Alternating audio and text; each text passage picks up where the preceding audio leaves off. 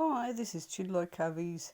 Today I thought I'd do a segment about animal first aid because I know there's a lot of information out there, but it's often not referring to guinea pigs or small animals.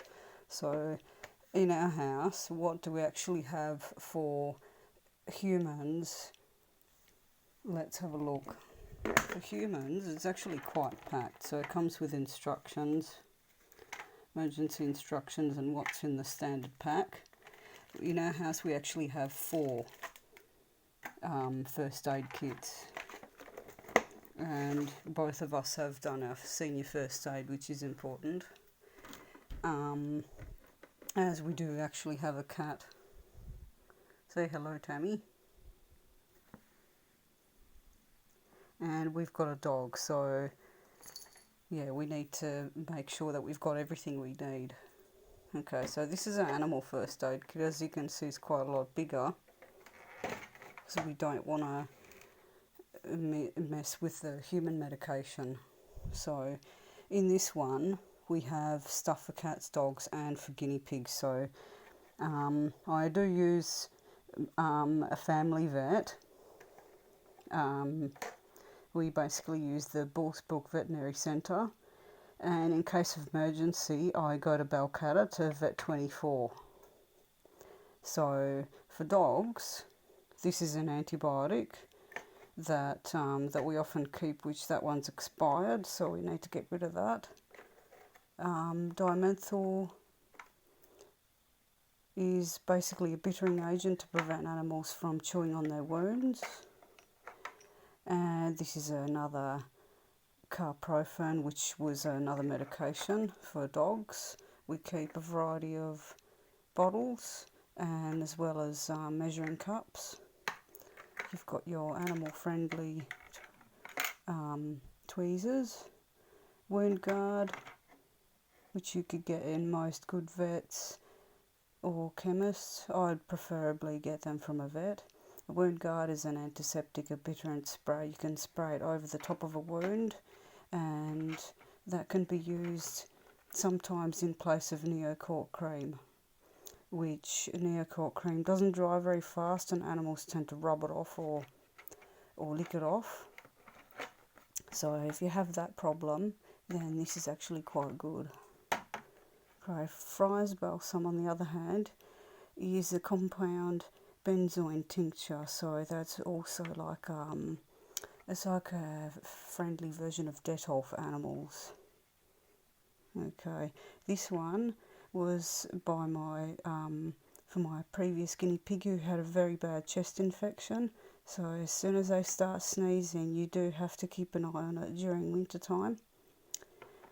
Okay, this one was meloxicam, and that one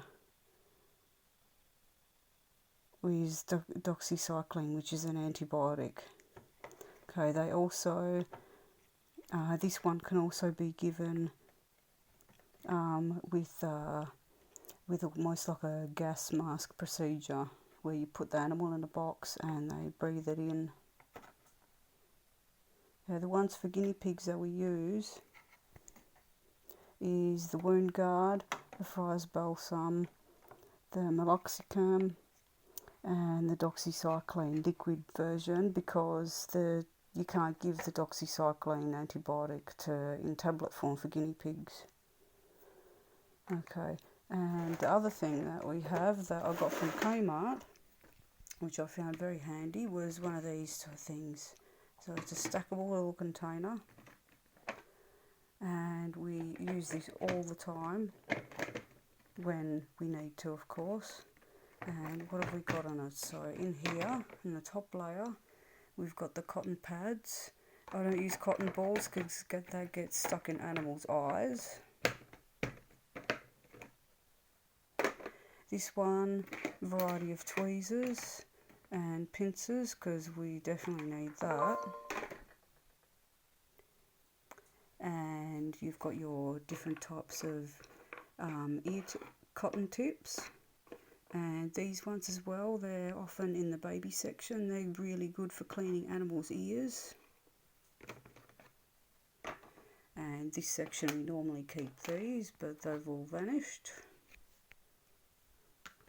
And then we come to the most exciting section, which is these. These always have to remain clean and sterilised. So we've got the measuring spoon, a variety of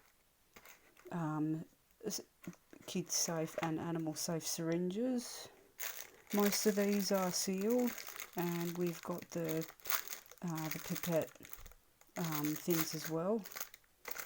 These can be reused, so please sterilise your hands if you're using any kind of first aid or treatment. One of the main ways to prevent animals from getting sick during wintertime in the first place is to make sure you give them enough vitamin C, so you won't have any issues. So I do not believe in vitamin C tablets. After speaking to coaches de Beer, they should be getting it from their food. So try and avoid giving them vitamin C tablets because it's not exactly an efficient way of guinea pigs getting their level of vitamin C. So they have to eat enough foods that contain vitamin C, such as lucerne, parsley, fruit and vegetables that have large amounts of vitamin C in them through the winter periods. And you may also use a little tool to extract any snot or any kind of anything that they may have inside there, stuck in their nose. So it's like a bulb tool that you can get in the kids section, and that can actually suck the excess snot, or perhaps they might have a bit of oat and hay stuck in their nose. So please always double check on that, as they might keep sneezing, not because they're sick, but because they've got something stuck in their nose, or they breathed in a bit of dust from the oat and hay or whatever else they're eating. Okay, the other important thing is to check their ears and do a worming and a mite treatment. Mite and mange spray can be purchased from most animal supply stores and stock feed suppliers. The worming treatment is best to ask your vet if they can do it for you. If a paste is actually safe, or if they're outside, you can also ask if they should be getting flea and tick treatment on their back, like a little spot on their back. But always ask your vet for that. And that's about it. Though I can't live without my first aid kits, so I strongly recommend that you have one of these, because that's the first thing you're going to grab when you've got a problem. And I'll see you soon on my next post.